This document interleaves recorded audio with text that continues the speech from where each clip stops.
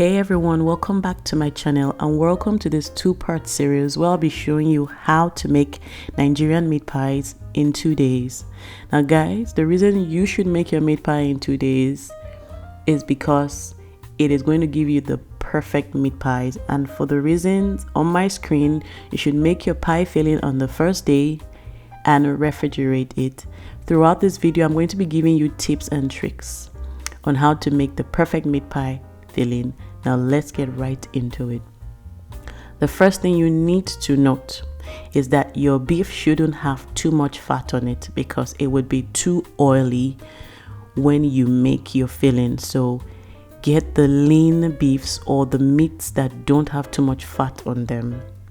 You will need onions, habaneros, garlic, carrots, and russet potatoes. Now let's prep these. Dice your garlic or mince your garlic to small sizes like this. Also chop up your onions to small sizes. The smaller the better for your meat pie filling.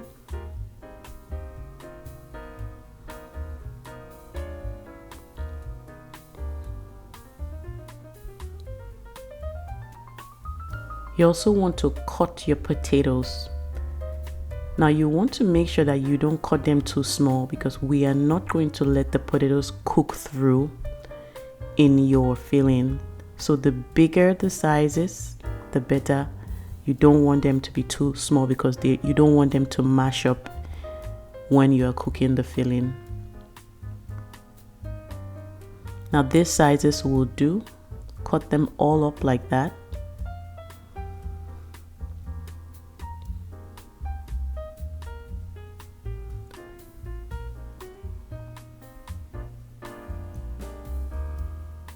Next up, we're going to cut up the carrots to small sizes like this.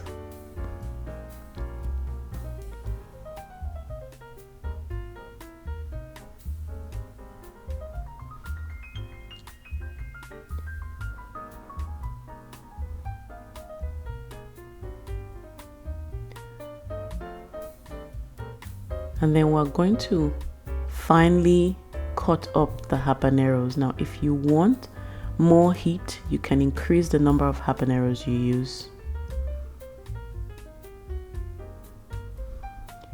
To your pan, eyeball some vegetable oil, about 2 tablespoons, adding the minced garlic and the onions.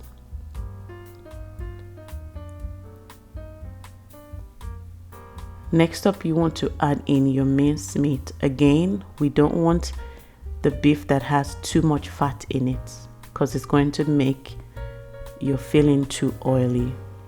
Break this up and add in your seasoning, which I'll be listing in the caption.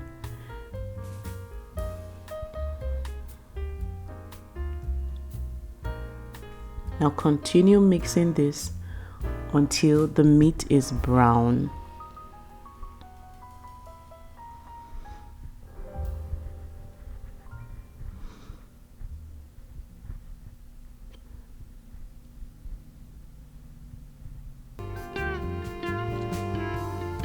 Now add in the habaneros and the chopped potatoes. Now give this a good mix until all of it is incorporated.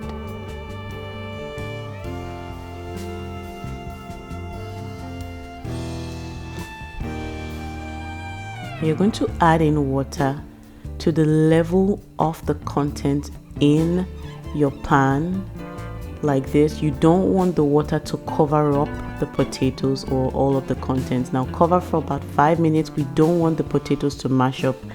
Add in gradually some flour and then mix quickly so that you will not get lumps.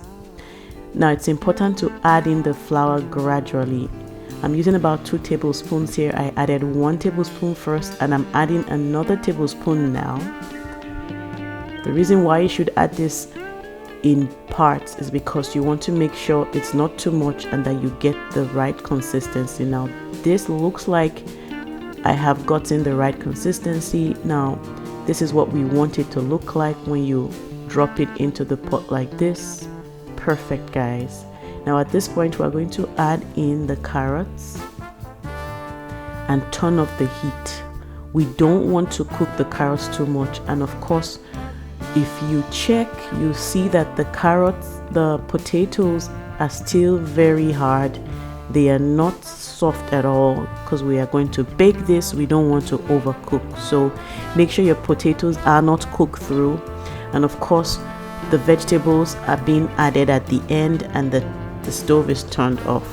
So put this in a container where you are going to let it cool before you refrigerate it to stiffen for the next day. Now guys, if you like this video and if this is helpful to you, please don't forget to subscribe for more recipes from me, and don't forget to give this a thumbs up. I'll be seeing you in the next video and showing you how to make the meat pie dough, and of course add in the filling. Thanks for being here. Enjoy.